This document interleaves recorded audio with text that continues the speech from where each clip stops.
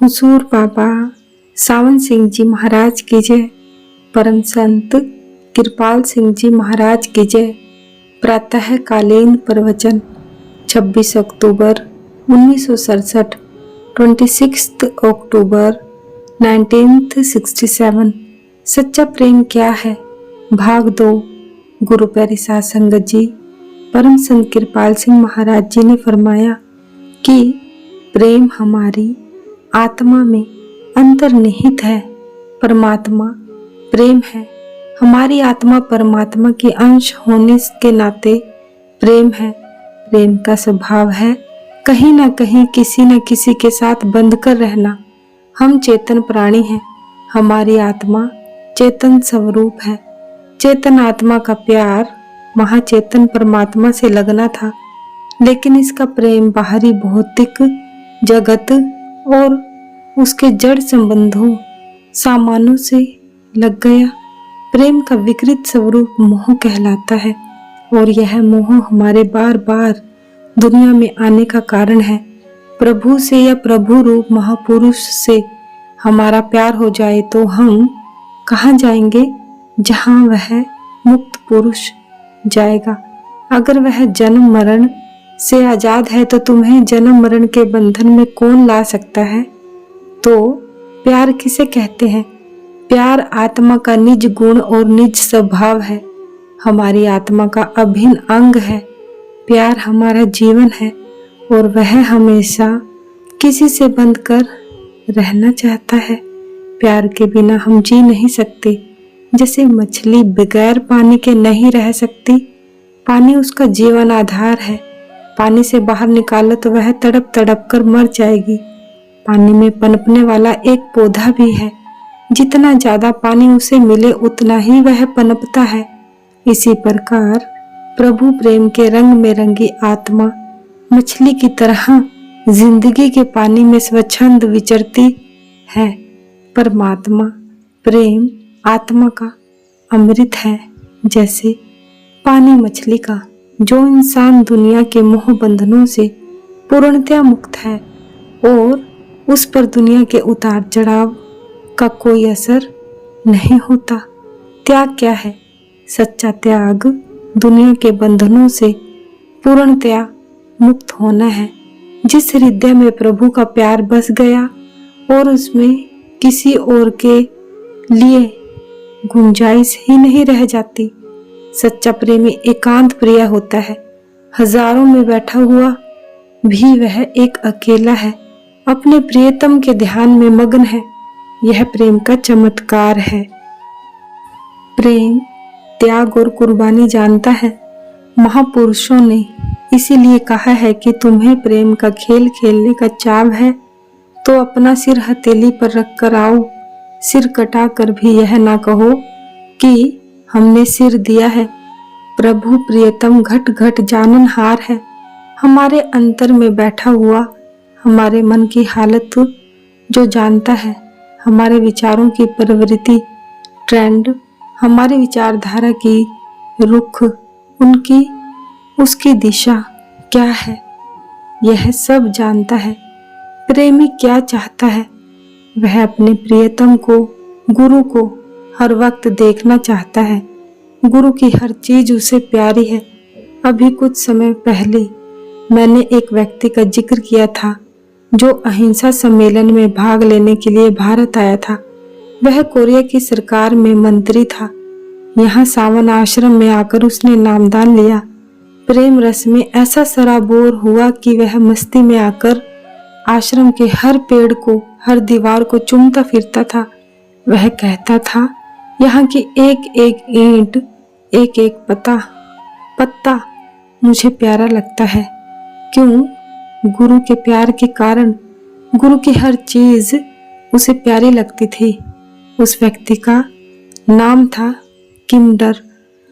प्रेम हर चीज को सुंदर बना देता है। दिल में प्यार बसा हो तो हर चीज प्यारी लगती है। इसी प्रकार की एक और घटना है। एक सज्जन ने अमेरिका से मुझे टेलीफोन किया। आप क्या चाहते हैं? मैंने उससे पूछा। वह कहने लगा, आप बोलते जाइए, मैं आपकी आवाज सुनना चाहता हूँ। कहिए, मैं आपकी क्या सेवा कर सकता हूँ? मैंने फिर पूछा। फिर वही जवाब था उसका कि मैं आपकी आवाज सुनना चाहता हूँ। घंटा भर तक वह यही कहता रहा कि आप बोलते रहिए, मैं आपकी आवाज सुनना चाहता हूँ। यह स्वाभाविक है कि जिससे प्यार हो उसकी हर बात अच्छी लगती है। लैला मजनू की कहानी आपने सुनी होगी। मजनू लैला से प्यार करता था। लैला का नाम हर वक्त उसकी जुबान पर रहता था। एक दिन लोगों ने देखा कि मजनू एक कुत्ते के पैर चूम रहा था। लोगों ने उससे पूछा, आप क्या कर रहे हो? कहने लगे, यह कुत्ता लैला की गली में जाते हुए कई बार मुझे मिला है। जिससे प्यार हो उसकी हर चीज प्यारी लगती है। महापुरुषों ने इसीलिए कहा, किस काम की है वे आंखें जो सतगुरु के दर्शन ना करे। ऐसी आंखों को निकाल देना चाहिए। वे कान किस काम के हैं जो सतगुरु की आवाज नहीं सुनते। ऐसे कानों से तो बहरा होना अच्छा है। वह शीस धन्य है जो सतगुरु प्रियतम के चरणों में झुकता है। श्री गुरु नानक साहब और हजरत शम्स तबरेज ने अपनी वाणियों में कहा है कि वे बाहें तोड़ देना चाहिए जो सतगुरु से गले मिलने को आतुर नहीं है। प्रेमी क्या चाहता है? वह सतगुरु का सानिध्य नजदीकी चाहता है। सतगुरु के मुखर बिंद से निकले अमृत वचन सुनना चाहता है। उसका आदेश हर कीमत पर पूरा करना चाहता है। क्राइस्ट कहते हैं, अगर आप मुझसे प्रेम करते हैं तो मेरा कहा मानो। जिसे गुरु से प्यार है वह उसके वचनों का पालन करेगा, चाहे वह गुरु के सम्मुख हो या दूर। सतगुरु सदेह शब्द है। गुरु हर वक्त और हर जगह शिष्य के अंग संग है और उसकी संभाल रक्षा करता है। कई बार वह शिष्य की पुकार सुनकर प्रत्यक्ष दर्शन भी दे जाता है। शिष्य को चाहिए कि वह गुरु की हर आज्ञा का पालन करे। यही प्रीति की रीति है। और इसमें खर्च क्या होता है आपका? कुछ भी तो नहीं। आपको सिर्फ बाहर से ध्यान हटाकर एकाग्रचित होकर गुरु दर्शन में लीन होना है। बाकी सब कुछ अपने आप होता चला जाएगा। फिर उसी सवाल पर हम आते हैं, प्रेम क्या है? कहाँ से मिलता है? प्रेम क्या मांगता है? प्यार कैसे बढ़ाया जा सकता है? जिससे प्यार होगा उसकी याद आपके मन में बसेगी। दिन रात उसे आप याद करेंगे। उसके लिए कशिश आपके अंदर पैदा होगी। उससे मिलने की चाह मन में पैदा होगी। जो भी प्रियतम की बात करेगा वह अपना इष्ट मित्र महसूस होगा। प्यार बढ़ाने का सबसे सुगम और अच्छा तरीका है किसी प्रभु रूपी हस्ती की संगति में बैठना, जिसके पावन दर्शन से सत की प्रभु प्रेम की लगन आप में जगेगी। यह सबसे सुगम और स्वाभाविक साधन है प्रभु से प्यार बढ़ाने का। इसमें क्या खर्च होता है? कुछ भी नहीं। वह प्रभु प्रियतम चाहता है कि उसका प्रेमी उसके सिवा किसी को न देखे, किसी और के बारे में ना सोचे, किसी अन्य की चर्चा ना सुने। हर वक्त प्रभु का ध्यान हो, प्रभु की याद हो। प्रभु के प्रति ऐसा अनन्य प्यार जिसके हृदय में होगा वह मरकर वापस दुनिया में क्यों आएगा? अगर आएगा तो गुरु बनकर बिछड़ी हुई रूहों को वापस प्रभु से मिलाने के लिए। वह अन्य दूसरे जीवों की तरह कैदी बनकर कर्मों का लेन देन पूरा करने के लिए नहीं आएगा। तो यह है प्रेम की दात। इस वक्त क्या हालत बनी है आपकी? आपका ध्यान बंटा हुआ है बहुत सी चीजों में। जैसे पानी की एक नली में कई सुराख हो तो उस नली के हर सुराख से बूंद बूंद पानी टपकता रहेगा। अगर सारे सुराखों को बंद कर दे और एक सुराख को खुला रखे तो जल धारा प्रवाह से बहेगी। इसी प्रकार अगर हम अपने ध्यान की लहरों को बाहर से हटाकर एकाग्र कर ले और प्रभु की ओर अथवा प्रभु रूप गुरु की ओर लगा दे तो ध्यान की धारा सीधी वहां जाएगी अपने इष्ट या अंशी की ओर। प्रेम हमारे अंतर में पहले ही मौजूद है, वह हमारी आत्मा का अभिन्न अंग है, सिर्फ वह कई जगह विभाजित हुआ पड़ा है। शरीर में, इंद्रियों के भोगों रसों में, बाल बच्चों, दोस्तों, रिश्तेदारों में, दुनिया की मान बढ़ाइयों में। अगर हम इन सारे सुराखों को जिनसे हमारी सूरत की धारा बाहर फैल रही है बंद कर दें, सिर्फ एक सुराख प्रभु की ओर जाने के लिए खुला छोड़ दे तो हम स्वतः ही बाहर से हटकर हर तरफ से हट जाएंगे। यह नुस्खा जादू का काम करेगा। सतगुरु के मुखारविंद से निकली अमृत वाणी में उनके हृदय के प्यार का रंग और असर होता है जो सुनने वालों के दिलों पर मार करता है। हजारों मीलों से लोग यहाँ क्यों दौड़े चले आते हैं? सतगुरु के पावन दर्शन करने के लिए, उनके अमृत वचन सुनने के लिए। वही रंग और असर जो यहाँ सत्संग मंडल में आकर वे प्राप्त करते हैं, हजारों मील दूर बैठे हुए भी उन्हें मिल सकता है यदि उनका ध्यान सतगुरु में केंद्रित हो। संत कबीर के कथन अनुसार गुरु 7 समुंदर पार बैठा हो और शिष्य गुरु का ध्यान करे तो वही निजानंद की मस्ती और उभार उसे हजारों मील दूर बैठे हुए भी मिल सकता है। किंतु फिर भी गुरु के साक्षात दर्शन का बहुत महत्व है। गुरु और शिष्य के बीच एक पुल सा बन जाए, एक रंगी स्थापित हो जाए तो शेष सारे काम अपने आप होते रहते हैं। जब भी प्रभु रूप महापुरुष इस दुनिया में आते हैं तो अध्यात्म की बाढ़ सी दुनिया में आ जाती है, क्योंकि प्रेम तरंगे जन जन को आनंद विभोर कर जाती हैं। जैसे आग के पास बैठो तो गर्मी लगती है और बर्फ के पास बैठने से सर्दी लगती है, इसी प्रकार अगर आप किसी ऐसे महापुरुष की संगति करें जो प्रभु प्रेम के रस और रंग का, आनंद और मस्ती का छलकता हुआ पैमाना बन चुका है, तो आप भी उसी रंग में रंगे जाएंगे।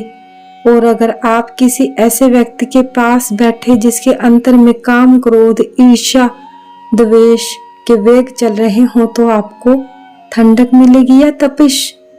ऐसे व्यक्ति के पास बैठने से जलन और तपिश ही आएगी ना। इसीलिए महापुरुषों ने साधु संघ की इतनी महिमा की है। जैसी सोहबत वैसा रंग। नेक पुरुषों की संगति तुम्हें नेक बना देगी, बुरे लोगों की सोहबत बुराई की तरफ ले जाएगी। परमात्मा प्रेम है, परमात्मा की अंश होने के नाते आत्मा भी प्रेम है और परमात्मा को पाने का रास्ता भी प्रेम है। धर्म ग्रंथों का स्वाध्याय, कर्म कांड, जप तप, अनुष्ठान आदि क्यों किए जाते हैं? इसलिए कि परमात्मा का प्यार दिल में पैदा हो। हमारा प्यार जो कहीं और बंटा हुआ है उसे एकाग्र करने का भी यही अर्थ है कि उसे हर तरफ से हटाकर एक तरफ प्रभु की तरफ लगाया जाए। अगर बाह्य मुखी साधनों के फल स्वरूप यह अवस्था नहीं बनी तो ये सब व्यर्थ है। प्रेम की बात करना, जुबान से प्रेम का दावा करना एक बात है, प्रेम की कसक दिल में पैदा होना दूसरी बात है। मैं पहले ही कह चुका हूँ कि प्रेम हृदय की चीज है, दिमाग की नहीं। दिमाग से अर्थात बुद्धि विचार से एक बात को समझना है, मगर उसके बाद प्रेम की लाग लगने का, दिल पर चोट खाने का सवाल है। और बिना प्रेम के प्रभु की प्राप्ति नहीं। प्रेम हमारे अंतर में निहित है, मगर वह बिखरा हुआ है। उसे बाहर दुनिया से हटाकर प्रभु की ओर लगाना है, तभी वह सच्चा प्यार है। दुनिया के नश्वर संबंधों और भौतिक पदार्थों में आसक्ति प्यार नहीं, मोह है। तो सच्चा प्यार विकसित करना पड़ता है। अपने अपने समाज की परंपरा के अनुसार जो साधन किए जाते हैं वे अपनी अपनी जगह ठीक है, मगर जिसे पाने के लिए ये साधन किए जाते हैं उसे कभी ना भूलें। देखो क्या मिला है आपको। सिर्फ धर्म स्थानों को हाथ लगा देने से या कथा कीर्तन में गाने बजाने से या तीर्थ स्थान करने से काम नहीं बनेगा। महाराज जी ने फरमाया कि मैंने कल प्रवचन में और आज फिर आपको बताया है कि प्रभु का प्यार कैसे पैदा किया जा सकता है। इस बात को जांचने परखने की पहली कसौटी यह है कि जिसका तुम ध्यान करोगे उसका रूप तुम बन जाओगे। जिससे प्यार हो उसके गुण तुम्हारे अंतर में आने लगेंगे। सदगुरु ने अंतर में ज्योति और श्रुति का परिचय तुम्हें दिया है, जो करण कारण प्रभु सत्ता की अभिव्यक्ति के दो स्वरूप हैं। सतगुरु भी शब्द स्वरूप है। सतगुरु प्यार है तो शब्द से भी प्यार होगा। शब्द से जुड़ने के परिणाम स्वरूप सतगुरु के सारे देवी गुण आपके अंतर में उतरने शुरू हो जाएंगे। गुरु अर्जुन देव जी ने एक पूरी अष्टपदी शब्द को सुनने की महिमा पर कही है, जिसकी एक तुक में वे फरमाते हैं, सुनिए सर्ब गुणा के गहा। गहा मायने गहाई करके अर्थात छिलके से अलग करके निकाले हुए अनाज की कोठड़ी कहते हैं। जिस तरह गहाई करके छान फटक कर निकाले हुए अनाज के दानों को हम कोठड़ी में जमा करते हैं, इसी प्रकार शब्द को सुनने के फलस्वरूप हम देवी गुणों का भंडार बन जाएंगे। शब्द या नाद सुनने से सारे दैवी गुण स्वतः ही हमारे अंतर में उतरने लगेंगे। किंतु हम भजन में नाद श्रवण के अभ्यास में पूरा समय नहीं देते, ज्यादा वक्त बाहरी दुनिया के कामों में नष्ट कर देते हैं। इसी कमी को हमें दूर करना है। हमारे जीवन का सबसे जरूरी काम परमात्मा को पाना, प्रभु का अनुभव करना है। पहले अपने अंतर में, फिर बाहर कण कण में हम बाह्य मुखी साधनों और क्रियाओं में लगे रहते हैं। प्रभु से लो लगाने, उसके ध्यान में लीन होने की बात नहीं करते। यही हमारी गिरावट का कारण है। वे सारे ध्यान और क्रियाएं मुबारक हैं जिनसे प्रभु का प्यार हमारे दिल में पैदा हो। ये सारे साधन और क्रियाएं हम प्रभु के लिए ही करते हैं। नेक कर्म है ये, नेक फल मिलेगा, परंतु परमात्मा नहीं मिलेगा। आप चाहे किसी भी देश के रहने वाले हों, किसी भी धर्म समाज के क्यों ना हो, उससे कोई फर्क नहीं पड़ता। महत्व इस बात का है कि प्रभु के लिए कितना प्यार आपके अंतर पैदा हुआ है। इसका सबसे सीधा और आसान रास्ता है संतों की संगति, उनका सत्संग। वहीं से प्रभु प्रेम की लो जलेगी। नेक पुरुषों की संगति करोगे तो नेक बनोगे। भक्तों की, प्रभु भक्तों की संगति आपको भक्त बना देगी। इसलिए कहा गया है कि इंसान अपनी संगति से पहचाना जाता है कि वह कैसा है। अगर उसके संगी साथी बुरे हैं तो वह भी बुरा होगा। इस रास्ते पर, परमार्थ पथ पर, प्रभु को पाने के रास्ते पर जितनी तरक्की आप करोगे उतना ही आपका मनुष्य जीवन सार्थक होगा। अन्यथा तुम आवागमन की चक्की में पिसते रहोगे, बार बार दुनिया में आते रहोगे। धन्य है वह मनुष्य जिसे दुनिया में आकर समर्थ सतगुरु के चरणों में आने का परम सौभाग्य मिला और उन्होंने दया करके नाम का अमर बीज उसके घट में डाल दिया। नाम का बीज एक बार बो दिया तो वह नष्ट नहीं हो सकता। जिसे नाम मिल गया उसे अध्यात्म की पूंजी मिल गई। जो जो नाम की कमाई अभ्यास करो, यह पूंजी दिनों दिन बढ़ती जाती है। नाम की निरंतर कमाई से प्रभु प्रेम आप बढ़ेगा। अगर इस जन्म में कोई नाम की कमाई ना भी कर सके तो मरकर वह मनुष्य जन्म से नीचे नहीं जाएगा, क्योंकि नाम का बीज मनुष्य जीवन में ही फलीभूत हो सकता है। लेकिन दोबारा जन्म लेने की चाहे वह मनुष्य जीवन ही क्यों ना हो, क्या जरूरत है। क्यों ना इस जन्म में ही अपना काम नाम की कमाई करे। भजन अभ्यास में ज्यादा से ज्यादा समय देने से प्रभु रूप गुरु का प्रेम अंतर में पैदा होगा और उत्तरोत्तर बढ़ता चला जाएगा। इस धरा पर अपने जीवन काल में जितनी ज्यादा नाम की कमाई आप करोगे, उतने ही ऊंचे दिव्य मंडलों में आपकी रसाई पहुंच होगी। अंत में महाराज जी ने फरमाया, अतः मैं आपसे प्रार्थना करता हूँ कि भजन अभ्यास में ज्यादा से ज्यादा समय दो।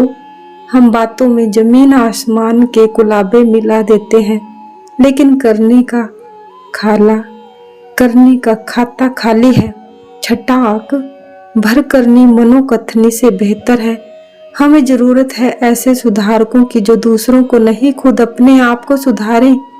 जीवित उदाहरण अर्थात अपने जीवन और कृतित्व में कुछ करके दिखाना जबानी कथनोपदेश से बेहतर है। बाहरी रस्म रिवाज किस उद्देश्य से बनाए गए थे?